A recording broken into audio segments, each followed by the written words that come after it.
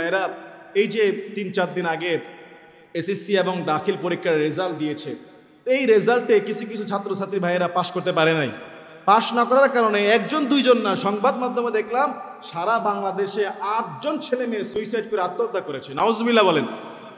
8 জন ছেলে মেয়ে পরীক্ষায় পাশ না করার কারণে আত্মহত্যা করেছে। এটা কেন করেছে? হইতে পারে সমাজের মধ্যে মুখ লজ্জার ভয়ে, কিংবা আত্মীয় স্বজন কটু কথা বলে, কিংবা পিতামাতা খুব গরম হয়ে গিয়েছে। আমি বলবো ভাই, সবার মেধা তো আর একরকম না। আর দুনিয়ার পরীক্ষা এটা তো আহামরি কিছু না, আসলে পরীক্ষা তো আখেরাতে হবে। দুনিয়ার এই সামান্য পরীক্ষার জন্য আপনার ছেলে মেয়েকে আপনি প্রেশারাইজ করবেন না, 1 নাম্বার। আর যারা আত্মহত্যা করেছেন এই দুনিয়ার এই পরীক্ষায় ফেল করে, তারা আসলে একটা বোকা। আসলেই কি বোকা? আত্মহত্যা কিন্তু মহাপাপ, কবিরা গুনাহ, বড় গুনাহ, মারাত্মক গুনাহ। রাসূল সাল্লাল্লাহু আলাইহি সাল্লাম বলছেন, এক ব্যক্তি আহত হয়ে ব্যথায় যন্ত্রণা সহ্য করতে না পারে নিজেকে নিজে হত্যা করে ফেলেছে। আল্লাহ তাআলা রসুলকে বলছেন যে এই আল্লাহর বান্দা, আমার এই বান্দা তার জান কবজের ব্যাপারে তাড়াহুড়া করেছে। তার জান কবজ হওয়ার মৃত্যুর একটা ডেট ছিল, কিন্তু তার আগেই সে নিজেকে হত্যা করেছে। আল্লাহ তাআলা বলেছেন, আমি এই বান্দার জন্য জান্নাতকে হারাম করে দিলাম। বলেন নাউযুবিল্লাহ। যে ব্যক্তি নিজের জীবন নেওয়ার জন্য তাড়াহুড়া করে ফেলবে, আল্লাহর রসুলের হাদিস, আল্লাহ তাআলা বলছে তার জন্য জান্নাত হারাম। এবং যে ব্যক্তি যেভাবে আত্মহত্যা করবে, হাদিসের মধ্যে আসছে, কেউ যদি লোহা দিয়ে আঘাত করে হত্যা করে নিজেকে, কেউ যদি পাহাড় থেকে ঝাঁপিয়ে পড়ে, কেউ যদি গলায় ফাঁস দেয়, কেউ যদি বিষ পান করে আত্মহত্যা করে, রসুল বলছেন জাহান্নামে তো যাবেই, জাহান্নামের শাস্তি তো আছেই, পাশাপাশি ওই জাহান্নামে সে আবার বিষ পান করতে থাকবে। ওই বিষের যন্ত্রণা, ফাঁস দেওয়ার যন্ত্রণা, লাফিয়ে পড়ার যন্ত্রণা, নিজের ছুরি দিয়ে নিজের পেট ফেড়ে ফেলবে যদি লোহার আঘাতে ইন্তেকাল করে, এই যন্ত্রণা আল্লাহ তাআলা তাকে দিতে থাকবে। এজন্য কোনো মুসলমানের সন্তানের সভ্য বা এটা ভালো বুঝ নয় যে সে আত্মহত্যা করবে। ইভেন গত পরশুদিন সিলেটের মাদ্রাসার একজন ওস্তাদ, তিনি পর্যন্ত সুইসাইড করে ফেলেছে এবং মৃত্যুর আগে লিখে গেছে যে তার স্ত্রী এবং শাশুড়ি তাদের যন্ত্রণায় সে আত্মহত্যা করেছে। আরে ভাই, সমস্যা থাকতে পারে, সমাধান করো, হয় সংসার করো, না হয় ছেড়ে দাও, কিন্তু আত্মহত্যা কি কোনো সমাধানের পথ হতে পারে? কোনো সমাধানের পথ হতে পারে না। প্রিয় ভাই, আমাদেরকে সবর রাখতে হবে, ধৈর্য রাখতে হবে। আত্মহত্যা ব্যক্তিকারী প্রচণ্ড গুনাহগার, সে মারাত্মক কবিরা গুনাহ করে, এটা বড় অন্যায়, এই কাজ করা যাবে না। তবে হ্যাঁ, এখানে প্রশ্ন আছে, আত্মহত্যা ব্যক্তি মুসলমানের সন্তান, সে কি চিরস্থায়ী জাহান্নামী? এই ক্ষেত্রে আহলে সুন্নাত ওয়াল জামাতের মত হলো, আত্মহত্যা ব্যক্তিকে যদি আত্মহত্যাকে বৈধ মনে করে, যেটা জায়েজ, তাহলে কিন্তু সে কুফরি করলো, তার জন্য জান্নাত হারাম হয়ে যাবে। আর যদি সে রাগের বশে বা আত্মহত্যা গুনাহের কাছে জানে এবং আল্লাহর প্রতি বিশ্বাস আছে, পরকালের প্রতি বিশ্বাস আছে, এবং সেই অবস্থায় যদি সে আত্মহত্যা করে, তবে আহলে সুন্নাত ওয়াল জামাত উলামা একরামের মত হলো, সে জাহান্নামে জ্বলবে ঠিক, শাস্তি তাকে পেতেই হবে, তবে একদিন আল্লাহ তাকে মাফ করে জান্নাত দিয়ে দেবে। 1 নাম্বার। 2 নম্বরে রাসূল সাল্লাল্লাহু আলাইহি সাল্লামের কাছে এক আত্মহত্যা ব্যক্তিকারীর লাশ আসছিল। নবী করিম সাল্লাল্লাহু আলাইহি সাল্লাম তার জানাজার নামাজ আদায় করে, কারণ আত্মহত্যার ব্যক্তি সে নিজের সিদ্ধান্ত নিজে নিয়ে ফেলেছে এবং সে ইসলামের একটা আল্লাহর অবৈধ কাজকে বৈধ প্রমাণ করে গিয়েছে, যদিও তার অন্তরে ওরকম কোনো ইচ্ছা ছিল না, রাগের বশে কিংবা পাগলামির বশে করে ফেলেছে। তবে জানাজার নামাজ, আত্মহত্যা ব্যক্তির জানাজার নামাজ রসুল পড়ে নাই, কিন্তু অন্য কেউ দিয়ে এটা পড়ায় দিছে। এই জন্য আত্মহত্যা ব্যক্তির জানাজার নামাজও পড়া যাবে, তাকে জানাজা দিবেন, গোসল দিবেন, কাফন দিবেন, কবর দিবেন, কিন্তু সাধারণ মানুষ পড়বে, সাধারণ হুজুররা পড়ায় দিবে। খতিব সাহেবের পড়ানোর দরকার, বুঝেন নাই? যে কোনো একজন হুজুর পড়ায় দিবে বা সাধারণ মানুষরা আসবে, এখানে বড় গণ্যমান্য ব্যক্তিদের দ্বারা তার জানাজার নামাজ পড়ানোর দরকার নাই। এইটা একটা সমাজের মধ্যে কোণঠাসা করে রাখা, আরো 10 জনকে শিক্ষা দেওয়া যে আত্মহত্যার এটার এই মেসেজ, এটা কিন্তু ভালো লক্ষণ নয়, এটা ভালো লক্ষণ নয়। আপনি সবর রাখেন। মানুষ আত্মহত্যা কখন করে? যখন সবরহীন হয়ে যায়, অধৈর্য হয়ে যায়। আর আল্লাহ তাআলা বলছে, তুমি দুঃখে সুখে বিপদে সবর রাখো, ধৈর্য ধারণ করো, ইন্নাল্লাহা মাআস সাবিরিন, আল্লাহ সবর সঙ্গী হয়ে যান। সুবহানাল্লাহ। যে ব্যক্তি সবর রাখে, যে কোনো ব্যথায়, যে কোনো বেদনায়, পরীক্ষা ফেল করছেন, এটা কষ্ট স্বাভাবিক, আপনি সবর রাখেন। হ্যাঁ, এই বছর ফেল করেছি, সামনের বছর 2 সাবজেক্ট ফেল আবার দিয়ে দিব, সমস্যা কি? সামনের বছর 2 সাবজেক্ট দিয়ে আবার পাস করে ফেলবো। এই বছর ফেল করেছি, সামনের বছর আবার দিব। হ্যাঁ, এটা অবশ্যই খারাপ লাগার বিষয়, সবাই আমার বন্ধুরা পাস করেছে, আমি ফেল করেছি। আপনার মা বাবা আপনাকে বকা দিয়েছে, কষ্ট পেয়েছেন, আপনি সবর রাখেন। আপনার স্ত্রীর সঙ্গে বা স্ত্রী স্বামীর সঙ্গে মনোমালিন্য হয়েছে, সবর রাখেন। সবর রাখলে অবাশির সাবিরিন, কোরআন বলছে সবরশীলদের সুসংবাদ দিয়ে দাও। আর যারা সবর রাখবে, ধৈর্য রাখবে, যে কোনো মুসিবতে, যে কোনো বিপদে, যে কোনো কষ্টে ধৈর্য ধারণ করতে পারবে, আল্লাহ তাআলা ওই ধৈর্য ধারণকারী সঙ্গী হয়ে যান, তাকে আল্লাহ তাআলা সাহায্য করেন। সবর রাখাটা একটা ইমানি কাজ, সবর সবাই রাখতে পারে না। এই জন্য প্রিয় ভাইরা, আপনার সন্তানকে, আপনার স্ত্রীকে, আপনার সমাজকে সবরের শিক্ষা দেন, ধৈর্যের শিক্ষা দেন।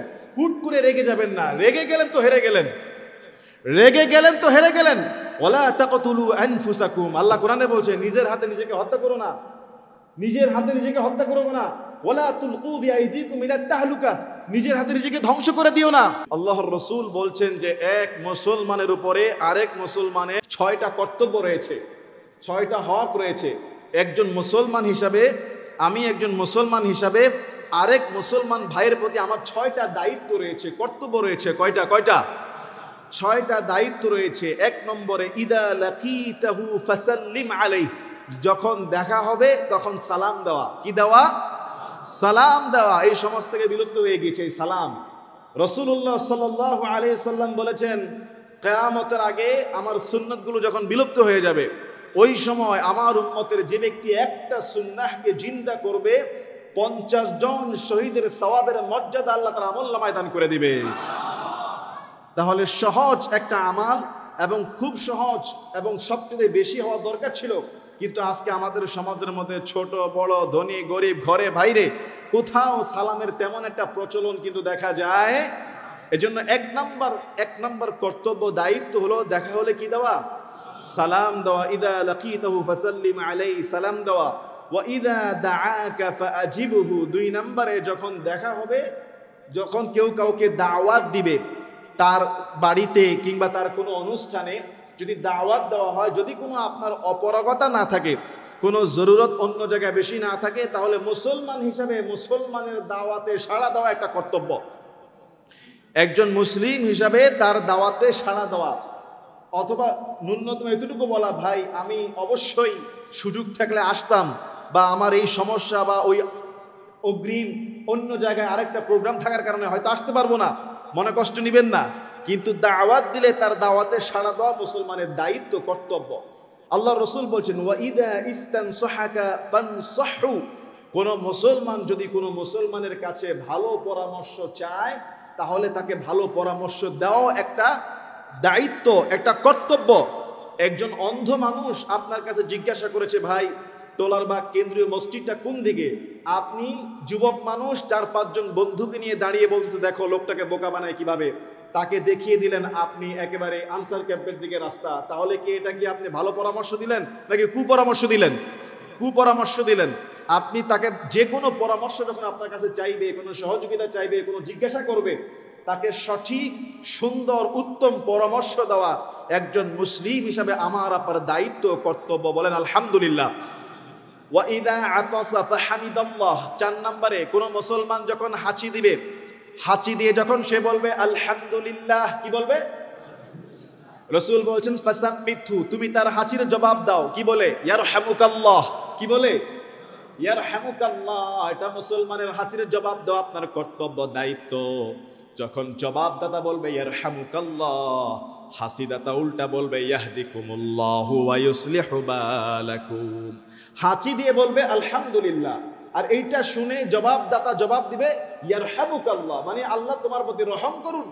এবার হাঁচিদাতা আবার বলবে ইয়াহদিকুমুল্লাহু ওয়া ইউসলিহু বালাকুম, আল্লাহ তোমাকে হিদায়াত দান করুন এবং আল্লাহ তোমাকে সংশোধন করে দেন। বলেন না সুবহানাল্লাহ। কি চমৎকার! বলেন আলহামদুলিল্লাহ, ইয়ারহামুকাল্লাহ, ইয়াহদিকুমুল্লাহু ওয়া ইউসলিহু বালাকুম। বলা যাবে? কোনটা কোন জায়গায় বলতে বলা যাবে? হাঁচি দিয়ে কি বলবেন? সবাই বলেন কি বলবেন? এবার আপনি আলহামদুলিল্লাহ শুনলেন, কেউ হাঁচি দিয়ে বললো, তাইলে আপনি কি বলবেন? ইয়ারহামুকাল্লাহ, মানে আল্লাহ তোমার প্রতি রহম করুন। ইয়ারহামুকাল্লাহ কেন? যে ওর হাঁচি আসছে, এটা আল্লাহর পক্ষ থেকে আসে। সুবহানাল্লাহ বলে না? হাঁচি আসলে ব্রেইন কি হয়? রিল্যাক্স হয়ে যায়। শরীরটা একটু হালকা হয়ে যায়। এজন্য হাদিসে আসছে হাঁচি আসে আল্লাহর পক্ষ থেকে, আর হাই আসে শয়তানের পক্ষ থেকে। হাই, হা করে যে হাই দেয়, এটা আসে শয়তানের পক্ষ থেকে। এজন্য রাসূল বলেছেন যে হাইকে ঠেকিয়ে দাও, হাইকে হাত দিয়ে এটাকে ঠেকায় দাও, এটা যেন শয়তান তোমার মুখ দিয়ে সাকসেসফুলি বের করতে না পারে। আর হাঁচি আসলে কাপড় দিয়ে মুখ চেপে ধরো, হাঁচি দিবা, হাঁচিকে ঠেকানো যাবে না। হাঁচি আপনি দিবেন, তবে সেটা কাপড় দিয়ে চেপে রাখতে হবে, কেননা হাঁচির সাথে নাক এবং মুখ দিয়ে একটু থুতু বা সর্দির ছিটা বের হওয়ার সম্ভাবনা আছে না নাই? আর এইটা যদি আরেকজনের গায়ে লাগে তাহলে কি সওয়াব না গুনাহ? মাশাআল্লাহ। অনেক সময় দেখা যায় লাইনে দাঁড়ালে, ব্যাংকের লাইন বা পানির লাইন, যে কোনো টিকিটের লাইন, পিছনের ওনার যদি হাঁচি আসে, এতটুকু ভদ্রতা নাই যে হাসিটা আমাকে নিচু হয়ে চাপ দিয়ে দিতে হবে, সামনের জনের ঘাড়ের উপর মেরে দেয়। কি এরকম বেকুব আছে না নাই? এরকম অনেক বেকুব আছে যে লাইনে দাঁড়িয়ে কিংবা জনসম্মুখে কিংবা বাসে কিংবা কোনো পাবলিক প্লেসে কিংবা কোনো বাজারে হাঁচি আসছে, একবারে মুখ খুলে মেরে দিছে, বুক ফুলায়া। মুখের মধ্যে হাত দেয় নাই, মাথা নিচু করে নাই, কিংবা এটাকে ঠেকানোর, এটা যে থুতু, এটার যে নাকের ছিটকা, এটা যে আশেপাশের ভাইয়ের গায়ে লাগতে পারে বৃষ্টির মতো, ছিটাফোটার মতো, এইটুকু কমন সেন্স অনেক মুসলমানের আছে। আছে বলেন? কিন্তু আপনাদের আমাদের থাকা চাই এগুলি ভদ্রতা, এগুলি আদাব, যে হাঁচি আসলে এটার মুখের থুতু ছিটা আরেকজনের গায়ে যেন না লাগে, এমনকি নিজের জামা কাপড়ের জন্য না লাগে।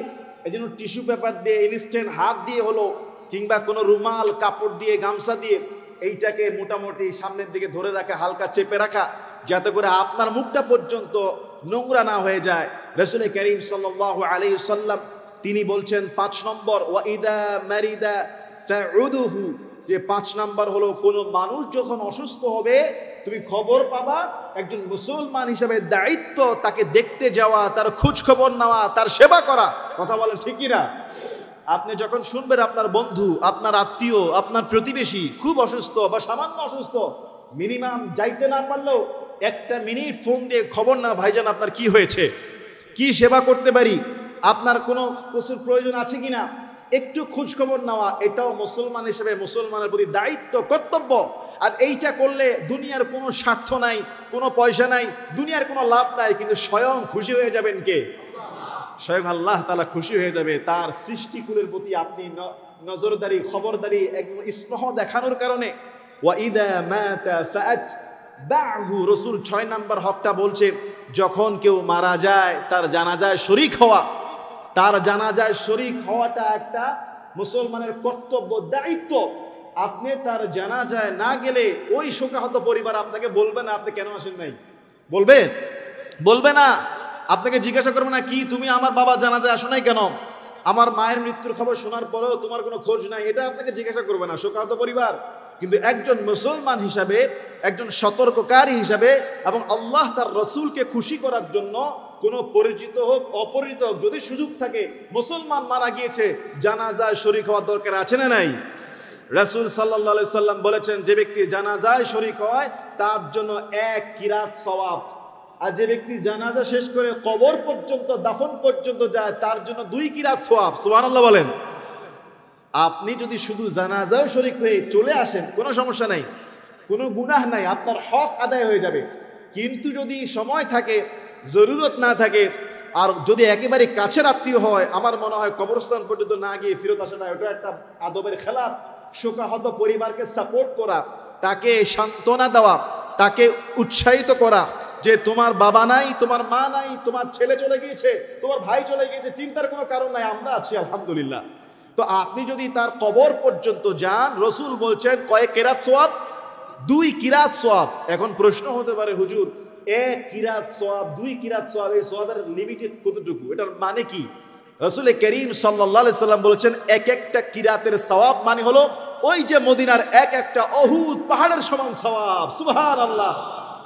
এক একটা উহুদ পাহাড়ের সওয়াব মানে 1 কিরাত সওয়াব। আর উহুদ পাহাড়ের সাইজ তো আপনারা জানেন, 7 কিলোমিটার লম্বা, 3 কিলোমিটার আপনার চওড়া, এরকম অনেক উঁচা এই উহুদ পাহাড়টা। একটা সওয়াব, পুরা উহুদ পাহাড় সমান সওয়াব একটা জানাজা। আর কবরে গেলে আরো 1 কিরাত সওয়াব। তাহলে 6টা হক মুসলমানের উপর, এগুলি কিন্তু আজকে আমাদের হরহামাশায় একেবারেই বিলুপ্ত হয়ে যাচ্ছে। কারণ এগুলির মধ্যে দুনিয়ার কোনো স্বার্থ নাই, এগুলোর মধ্যে দুনিয়ার কোনো ফায়দা নাই, যে নিজের খেয়ে নিজের পকেটের টাকা খরচ করে আবার রুগী দেখতে যাব, সেখানে আবার তার জন্য নেওয়া লাগবে। এটা কয়জন চিন্তা করে? প্রিয় ভাই, আপনি যদি আল্লাহ এবং আল্লাহর রসুলের খুশির জন্য এই কাজগুলো করেন, দেখা গেছে আপনার অসুস্থতার সময় আল্লাহর পক্ষ থেকে প্রশান্তি নাযিল হয়ে যাবে। সুবহানাল্লাহ। এজন্য এই 6টা হক পালন করবো তো ইনশাআল্লাহ। 1 নম্বরে দেখা হলে সালাম। 1 নম্বরে কি? সালাম। 2 নম্বরে দাওয়াত দিলে কবুল করার দরকার আছে না নাই? 3 নম্বরে ভালো পরামর্শ চাইলে ভালো পরামর্শ দিব। 4 নম্বরে হাসির জবাব দিব। 5 নম্বরে অসুস্থ হলে দেখতে যাব। 6 নম্বরে মারা গেলে জানাজায় যাব। এই 6টা হক একজন মুসলমানের প্রতি আরেকজন মুসলমানের, প্রত্যেকটা মুসলমানের প্রতি দাবি। রাসূল করিম সাল্লাল্লাহু আলাইহি ওয়াসাল্লাম বলছেন, উনজুরু ইলা মান হুয়া আসফালা মিনকুম ওয়া লা তানজুরু ইলা মান হুয়া ফাওকাকুম ফাহুয়া আজদারু আল্লা তাজদারু নি'মাতাল্লাহি আলাইকুম।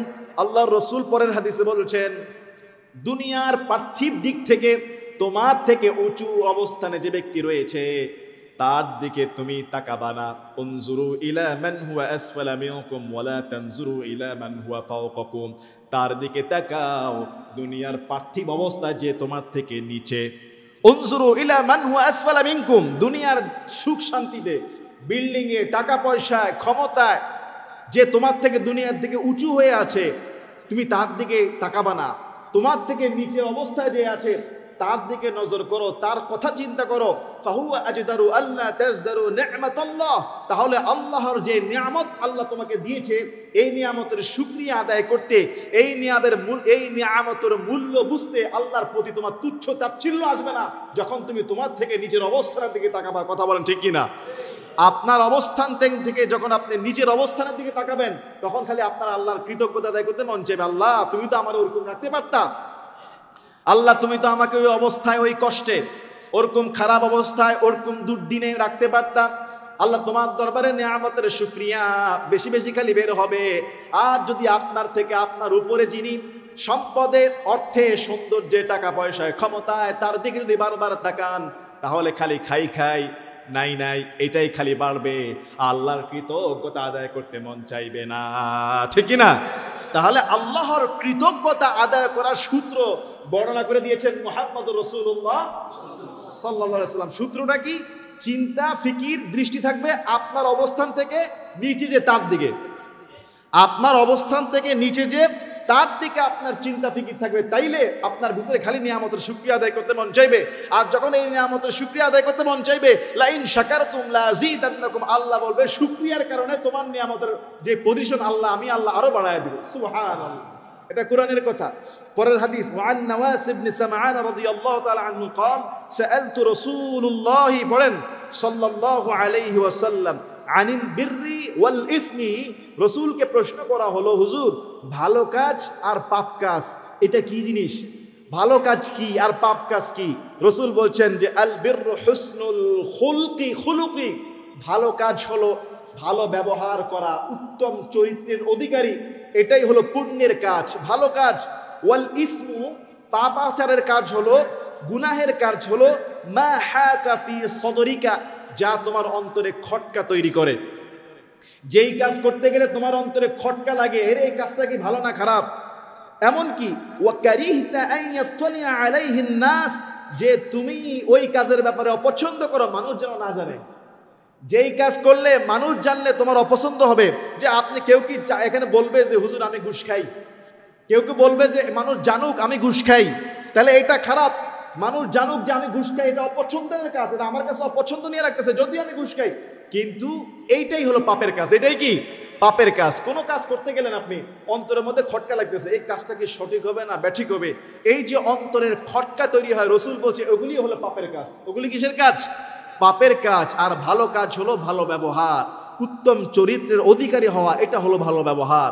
ওয়ান ইবনে মাসউদ রাদিয়াল্লাহু তাআলা আনহু قال, আব্দুল্লাহ ইবনে মাসউদ রাদিয়াল্লাহু আনহু থেকে বর্ণিত, তিনি বলেন ক্বালা রাসূলুল্লাহ সাল্লাল্লাহু আলাইহি ওয়াসাল্লাম, রাসূল সাল্লাল্লাহু আলাইহি ওয়াসাল্লাম দেখেন কি আদব শিক্ষা দিচ্ছে। ইযা কুনতুম সালাসাতান, রাসূল বলছেন যখন তোমরা তিনজন থাকবে একসাথে। কয়জন? তিনজন। কোনো একটা পার্কে, কোনো একটা বেঞ্চে, কোনো একটা জায়গায় কিংবা মসজিদে বা রাস্তায় আপনারা তিনজন বসে আছেন, তিনজনেই প্রতিবেশী কিংবা বন্ধু কিংবা আপনারা কলিগ, এই তিনজন বসে আছেন।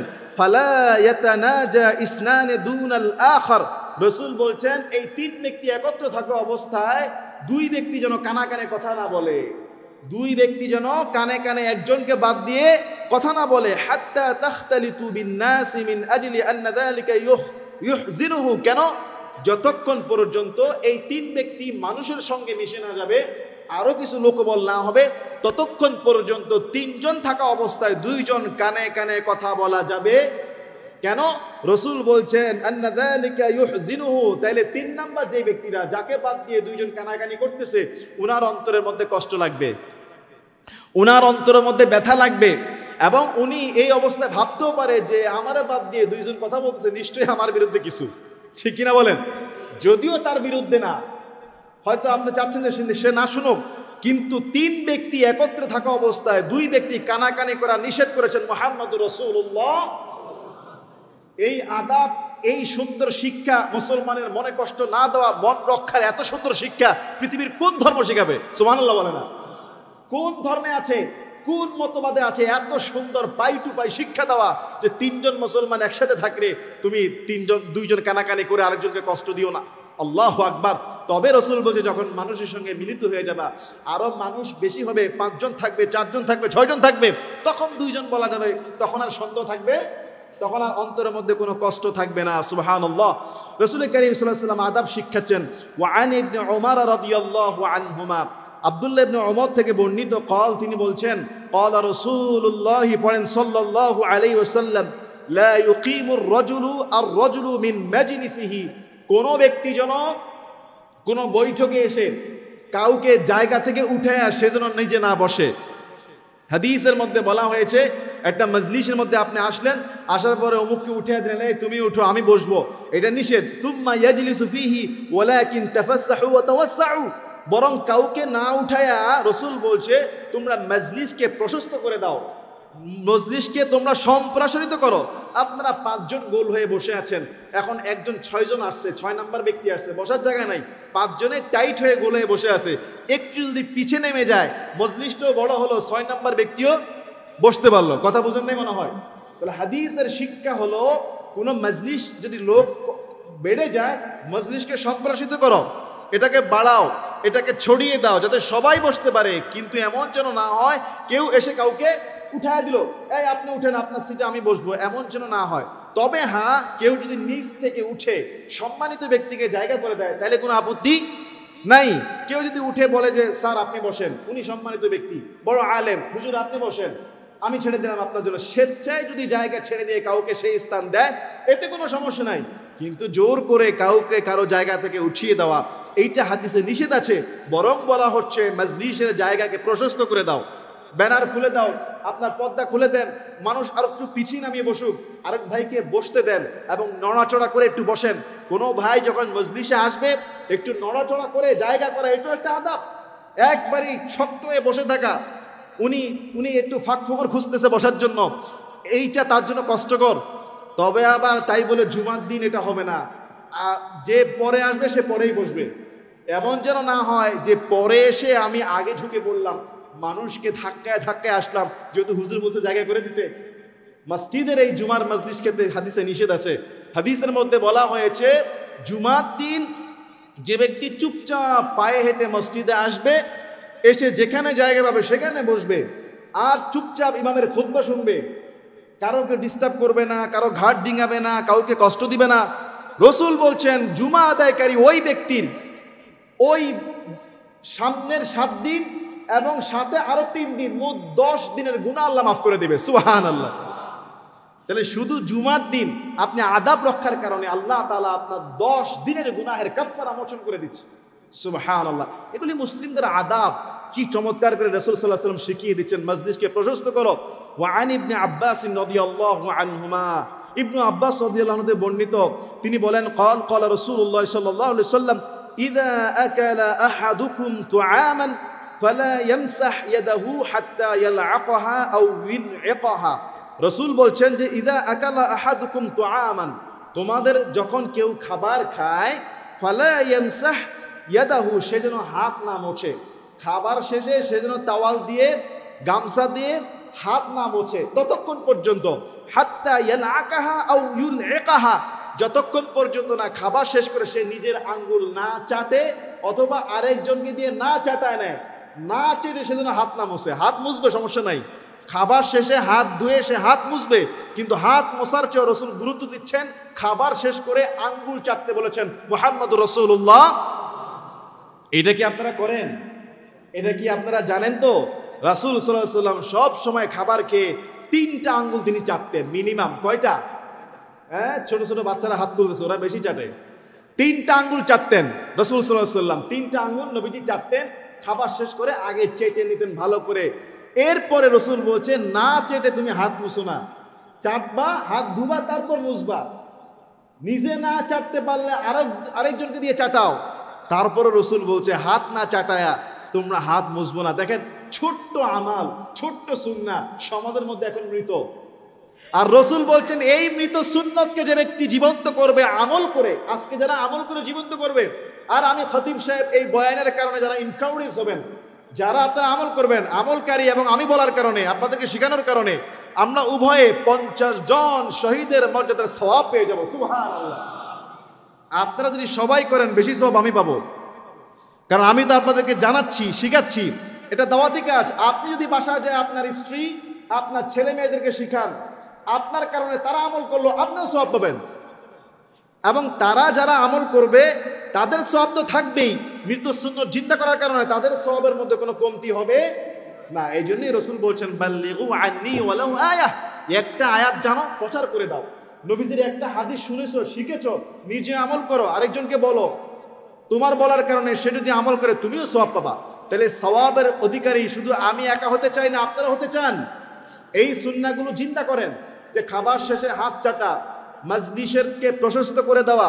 রাসূল সাল্লাল্লাহু আলাইহি ওয়াসাল্লাম 3 জন ব্যক্তি থাকলে 2 জন কানাকানি করে কথা বলা নিষেধ। চমৎকার হাদিস। এবং এই ভদ্রতা, এই আমাল নাই।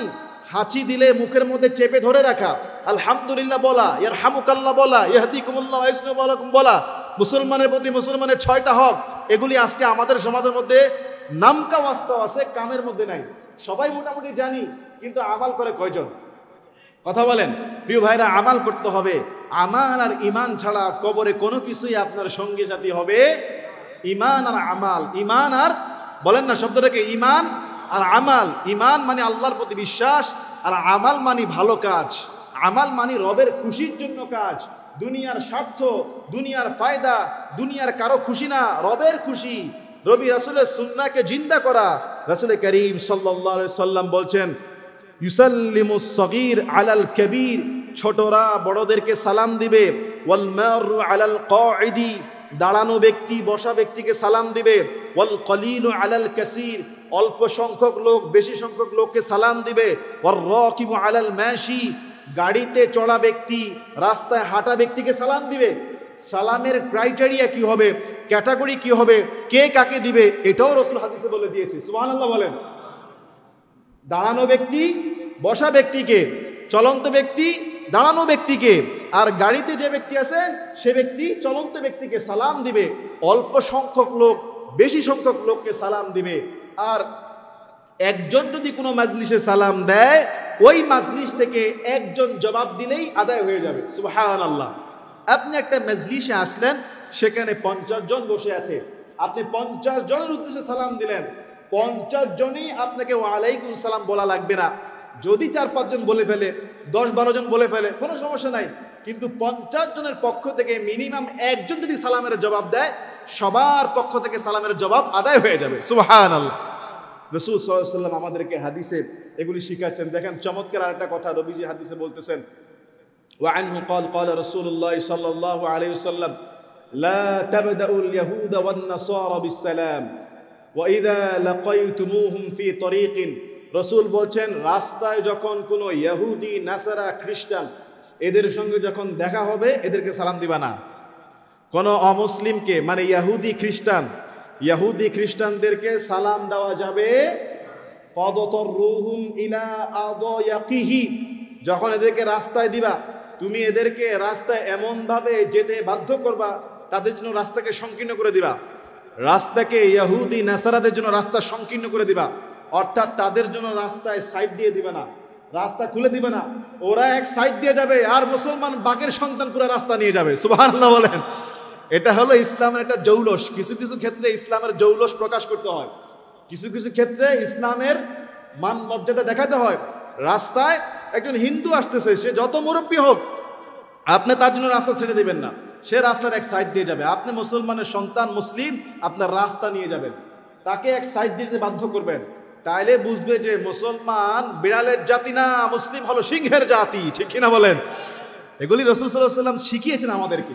আমি বলছি না, আল্লাহর রাসূল শিখাচ্ছেন যে ইহুদি, খ্রিস্টান, অমুসলিমদেরকে আগে থেকে সম্মান করা যাবে। যদি তারা আপনাকে সম্মানের খাতিরে কিছু বলে, তাহলে আপনি তাদেরকে পাল্টা কিছুটা বলতে পারেন। কিন্তু আপনি কোনো স্যারকে দেখলেন হিন্দু, মাঝে মধ্যে ছোটকালে আমাদের এক হিন্দু স্যার আছে, আমি দেখলে বলতে বলতাম আদাব আদাব। না, কোনো হিন্দু স্যারকে দেখে আপনার কোন নমস্কার এরকম আদাব দেওয়া যাবে?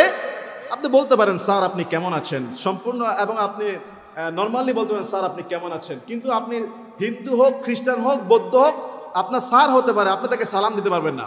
কারণ সালামটা হলো শান্তির দোয়া। সালামটা কি? শান্তির দোয়া। এক মুসলমান আর এক মুসলমান শান্তির দোয়া করে। আর যে ব্যক্তি আল্লাহর সঙ্গে কুফরি করে, আল্লাহর শত্রু, তার জন্য কি শান্তির দোয়া করা যেতে পারে? অমুসলিম যদি আমাদের শিক্ষক ওস্তাদ সমতুল্য হয়, তাকে অসম্মান করা যাবে? তাকে অসম্মান করা যাবে না। তোমার রাস্তার ক্ষেত্রে ইহুদি খ্রিস্টানদেরকে সাইড করে তাদেরকে বাধ্য করতে হবে। এটা রাসূলের হাদিস। রাসূল কারীম সাল্লাল্লাহু আলাইহি ওয়াসাল্লাম বলছেন, ওয়া আনহু ক্বাল ক্বালা রাসূলুল্লাহ সাল্লাল্লাহু আলাইহি ওয়াসাল্লাম, ইযা ইনতাআলা আহাদুকুম ফালইয়াবদা বিল ইয়ামিন। রাসূল বলছেন, তোমাদের কেউ যখন জুতা পরবে, জুতা পরবে, সেজন্য আগে ডান পা দেয়, ডান পায়ে পড়ে। কোন পায়ে? সেজন্য আগে জুতা পরে ডান পায়ে। ওয়া ইযা নাযাআ ফালইয়াবদা বিশিমাল। যখন জুতা খুলবে সেজন্য বাম পায়ে আপনার আগে খোলে। মানে পড়ার দিক থেকে ডান পা আগে পড়বে, আর খোলার দিক থেকে ডান পা পরে খুলবে। এটা রাসূলুল্লাহর হাদিস। জুতা কিভাবে পড়তে হবে, কোন পায়েটা আগে দিতে হবে, কোনটা পরে খুলতে হবে, এটাও আমাদেরকে শান্তির ধর্ম ইসলাম শিখিয়ে দেয়। সুবহানাল্লাহ বলবেন না? কিন্তু বলেন, নবীজির এই শিক্ষা, এই সুন্নত কি আমাদের সমাজে এত গুরুত্ব দিয়ে মানুষ কি পালন করে? তাহলে নবীজির সুন্নতগুলো এখন প্রায় মৃত, দাফন হয়ে গেছে। সাহাবারা পালন করতেন, তাবিঈরা পালন করতেন, বুজুর্গরা পালন করতেন। আর যখন মুসলমানরা নবীর সুন্নত মুসলিম সমাজে ছিল, মুসলিমদের জীবনে ছিল, মুসলিমদের পরিবারে ছিল, মুসলমানদের রাষ্ট্রে যখন নবীর সুন্নত জিন্দা ছিল, কোরআন হাদিসের আমল জিন্দা ছিল, কোনো কাফের মুশরিক মুসলমানদের দিকে তাকানোর সাহস পায় নাই। আজকে মুসলমানদেরকে গিলে খাচ্ছে, আজকে মুসলমানদের সঙ্গে পশুর মতো ব্যবহার করা হচ্ছে গোটা বিশ্বে ইহুদি মুশরিক কাফেররা। এর কারণ হলো মুসলমানদের ভিতর থেকে নবীর সুন্নত হারিয়ে গিয়েছে, ইসলামের আলো নিভে গিয়েছে। আজকে শুধু এই কিতাবের মধ্যেই সীমাবদ্ধ, আজকে মানুষের আমলের মধ্যে নাই। কথা বলেন, ঠিক কিনা বলেন? এই জন্য জুতা পরলে সবার আগে কোন পা, আর খোলার সময় সবার আগে কোন পা? বাম পা। ওয়াশরুমে যখন ঢুকবেন বাথরুমে, সবার আগে কোন পা? বাথরুম থেকে বের হওয়ার সময় সবার আগে কোন পা? মসজিদে যখন ঢুকবেন সবার আগে কোন পা? মসজিদ থেকে যখন বের হবেন সবার আগে কোন পা? আমরা যখন রাতে ঘুমাবো সবার আগে কোন কাঁধে ঘুমাবো? ডান কাঁধ। রাস্তা দিয়ে যখন হাঁটবো তখন কোন পাশ দিয়ে হাঁটবো? হ্যাঁ, রাস্তা দিয়ে যখন হাঁটবো তখন কোন পাশ দিয়ে হাঁটবো? হ্যাঁ, বেশিরভাগ তো চলে বাম দিক দিয়ে, কিন্তু নবীর সুন্নত হলো ডান দিক। নবীর সুন্নত কি? নবীর সুন্নত বলেন, নবীর সুন্নত। আর বাংলাদেশে চলে বাম দিক, কিন্তু সৌদি আরবও গাড়ি কিন্তু ডান দিকে। বিদেশের লেনগুলো কোন পাশে? ডান পাশে, এবং ড্রাইভারের ওইটাও কিন্তু, হ্যাঁ দেখেন আজকে অমুসলিম রাষ্ট্র এবং মুসলিম রাষ্ট্র অনেক জায়গায়, বেশিরভাগ আমি তো সৌদি আরব দেখেছি ডান দিকে চলে, কিন্তু বাংলাদেশে গাড়ি চলে বাম দিকে, মানুষও চলে বাম দিকে। কিন্তু বাংলাদেশের একজন ট্রাফিক কর্মকর্তা তিনি সুন্দর একটা কথা বলেছিলেন যে দেখুন, আপনি যখন রাস্তা দিয়ে চলবেন ডান পাশ দিয়ে চলবেন, ডান পাশ দিয়ে চললে আপনি দেখতে পারবেন যে আপনার সাইড দিয়ে কোন গাড়িটা আসতেছে।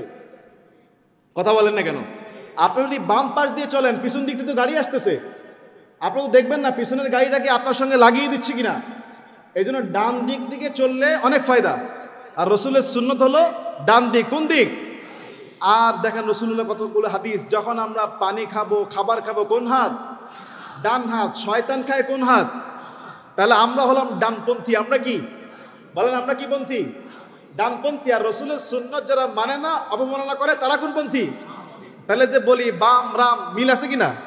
বাম রাম নাস্তিক মুরতাদ, ওইটা হলো বামপন্থী, আর মুসলমান হলো ডানপন্থী। যখন আমরা জামা পড়বো হাতা দিব সবার আগে কোন হাত? বলেন কোন হাত? যখন আমরা সালোয়ার পায়জামা পড়বো সবার আগে কোন পা? ডান পা। তাহলে এই ডান ডান ডান ডান আমলগুলো যদি আমি আপনি আমল করতে পারি, তাহলে নবীর সুন্নাহ যেমন জীবন্ত হলো, আপনি একাই 50 জন শহীদের সওয়াব পেয়ে যাবেন। সুবহানাল্লাহ। তাহলে আজকে দুপুরে খানা খাওয়ার পরে হাত মুছবো না, কি করে? না চেটে। আপনি আপনার ছেলে মেয়ে সন্তান সবাইকে আগে হাত চাটাবেন। মিনিমাম কয় আঙ্গুল? বলে না, কত আঙ্গুল? 5টাই চাটা লাগবে না, মিনিমাম 3টা আঙ্গুল মিনিমাম। বলেন বলেন, কোন হাতে? নাকি বাম হাতের? আবার খাইলাম ডান হাতে, চাটলাম বাম হাতে, হবে? ডান হাতের 3টা আঙ্গুল আমাদেরকে চাটতে হবে। রাসূলুল্লাহ সাল্লাল্লাহু আলাইহি ওয়াসাল্লামের সুন্নাহ। আল্লাহ রাসূল সাল্লাল্লাহু আলাইহি ওয়াসাল্লাম তিনি দেখেন হাদিসের মধ্যে বলতেছেন, লা ইয়ামশি আহাদুকুম ফি নাআলিন ওয়াহিদাতিন। রাসূল করিম সাল্লাল্লাহু আলাইহি ওয়াসাল্লাম তিনি বলছেন, তোমাদের কেউ যেন এক পায়ে জুতা পরে না হাঁটে। দেখেন, এটাও ইসলামের মধ্যে বলেছে যে কেউ যেন এক পায়ে জুতা পরে না হাঁটে। ওয়াল ইউনইলহুমা জামিআ আও লিয়াখলাহুমা জামিআ, হয় 2 পায়ে জুতা পরবে, না হয় 2 পায়ে খালি রেখে হাঁটবে। রাসূলের সুন্নাহ যে এক পায়ে জুতা পরে হাঁটলে কি সমস্যা, আর এক পা খালি রাখলে কি সমস্যা, এটা রাসূল নিষেধ করেছেন। নিশ্চয়ই এখানে ক্ষতি আছে, এখানে আদাবের খেলাপ আছে, স্বাস্থ্যের ক্ষতি আছে, দৃষ্টিকটুতা আছে, ভদ্রতার খেলাপ আছে। রাসূল বলছেন এক পায়ে কেউ যেন জুতা পরে না হাঁটে, হয় 2 পায়ে পড়বে, না হয় 2 পায়ে খোলা রাখবে যদি তার জুতার সমস্যা থাকে, না হয় সে 2 পায়ে খোলা রাখবে। রাসূল সাল্লাল্লাহু আলাইহি ওয়াসাল্লাম তিনি বলছেন, লা ইয়ানজুরুল্লাহু ইলা মান জাররা সাওবাহু খুয়ালাআন, যে ব্যক্তি পোশাক পরে অহংকারের মতো টানে, আল্লাহ তাআলা তার দিকে দৃষ্টি দেন না। পোশাক পরে কে যেন পোশাকের বাহাদুরি না দেখায়, পোশাক পরে সে যেন পোশাককে অহংকারী হয়ে টেনে না নেয়, কেননা আল্লাহ তাআলা পোশাক পরে অহংকারীকে পছন্দ করেন না, এবং কোনো অহংকার নিয়ে চলাফেরা করা ব্যক্তিকে আল্লাহ পছন্দ করেন না, তার দিকে নজর দেয় না। রাসূল করিম সাল্লাল্লাহু আলাইহি ওয়াসাল্লাম বলছে, ইদা আকালা আহাদুকুম ফালইয়াকুল বিয়ামিনিহি, যখন কেউ খাবে ডান হাতে খাবে। ওয়া ইদা শারিবা ফালইয়াশরাব বিয়ামিনিহি, যখন কেউ পান করবে ডান হাতে পান করবে। ফা ইন্নাশ শাইতানা ইয়াকুলু বিশিমালিহি ওয়া ইয়াশরাবু বিশিমালিহি, কেননা শয়তান বাম হাতে খায়, বাম হাতে পান করে। এখন বলতে পারেন, হুজুর আমি ডান হাতে খাবার খাচ্ছি, ডান হাতের মধ্যে ঝোল গোশত ভাত লেগে আছে, খাবারের মাঝখানে আমার পানি খাওয়ার প্রয়োজন, আমি কি বাম হাতে খেতে পারবো? এমতো অবস্থায় আপনি বাম হাতে গ্লাস নিতে পারবেন, কিন্তু বাম হাতের সঙ্গে ডান হাতের সাপোর্ট দরকার আছে না নাই? বলেন, সাপোর্টটা দেখান না কেন? আর দেখান, এটা ক্লাস। আপনি বাম হাতে গ্লাস দিবেন, ডান হাতের সাপোর্ট দিবেন, ডান হাতের উল্টা পিঠ তার নষ্ট নাই, উল্টা পিঠে তার গোস্তের ঝোল আর ডাল মাখা নাই, আছে আছে। তাহলে আপনি ডান হাতে গ্লাস ধরলে গ্লাসটা নোংরা হয়ে যাবে, আরেক ভাই ধরতে পারবে না। বাম হাতে ধরবেন, ডান হাত লাগাবেন, তাহলে 2 হাতে খেলেন, আপনি বাম হাতে খেলেন না। কথা বলেন ঠিক কিনা? আর আমার ভাইয়েরা তো মাশাআল্লাহ ডান হাতে চা, বাম হাতে সিগারেট, তারপর আবার দাঁড়ায়া রাস্তার গলির কোনায় দাঁড়ায়া আবার 3 কোয়ার্টার প্যান্ট, মাশাআল্লাহ। কি বলেন, আছে না নাই? এই টোলার বাগে আছে না নাই? গলির কোনায় দাঁড়াইয়া 3 কোয়ার্টার প্যান্ট পরিয়া দাঁড়াইয়া, এক হাতে চা আর এক হাতে সিগারেট, 2 হাতের সুন্নাত আদায় করতেছে, আবার 3 কোয়ার্টার, আবার দাঁড়ায়া। বলেন নাউযু বিল্লাহ। এরকম ব্যক্তি দেখলে তাকায় থাকবেন কিছুক্ষণ। এরকম যখন 4-5 জন ওর দিকে তাকায় থাকবে, ও ভাববে যে কি আমি কি ভূত না অন্য কিছু, ঠিক কিনা বলেন? কারণ এদেরকে তো কিছু বলা যায় না, কথা বলেন। এরকম অভদ্র ছেলেদেরকে কিছু বলাও যায় না, বললে আবার সঙ্গে সঙ্গে ফুসলায় ওঠে। যদি বলি ভাই আপনি 3 কোয়ার্টার পরে আবার দাঁড়ায়া আবার বাম হাতে, ব্যাপারটা কি? বললো হুজুর আপনার রাস্তা আপনি মাপেন, আমারটা আমারে করতে দেন, ঠিক কিনা বলেন? তো এদেরকে দেখলে এমনি তাকায় থাকবেন কিছুক্ষণ, তখন ও বুঝবে যে ওই সমাজের না, জঙ্গল থেকে আসছে। কথা বলেন ঠিক কিনা? এরকম ছেলেপেলে আছে না নাই? আমি তো দেখি রাস্তার কোনায় কোনায়, আহারে কত আল্লাহ তাআলা হেদায়েত দান করে, বলে আমিন।